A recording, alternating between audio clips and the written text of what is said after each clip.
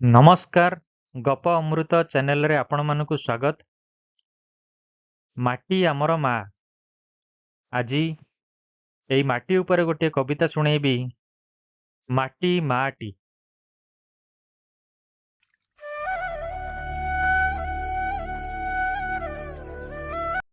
ଗୋଇଠା ମାରିଲେ ସହୁଛି ଯିଏ, ଚୁପ ହୋଇ କହେ ଆହା।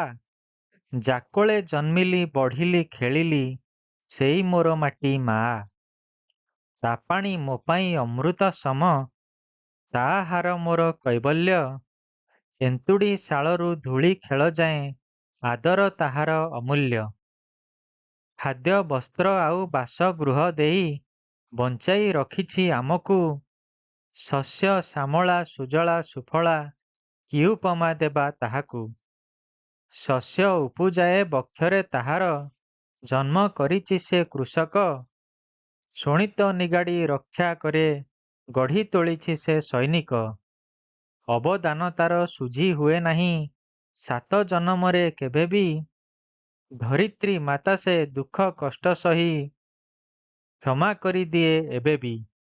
ମାଟି ମା କହେ ହେ ମୋର ସନ୍ତାନ, ମୁଁ ଯେ ପ୍ରଦୂଷିତମୟ। ରକ୍ଷା କର ମୋତେ ସଂସାରୀ ମାନବ, ଟିକେ ସଚେତନ ହୁଅ। ବନ୍ଧୁଗଣ, ଏ ଥିଲା କବିତା ମାଟି ମାଟି। ପୁଣି ଆସିବି ଆଉ ଗୋଟିଏ କବିତା ନେଇ। ସେ ପର୍ଯ୍ୟନ୍ତ ବିଦାୟ ଦିଅନ୍ତୁ।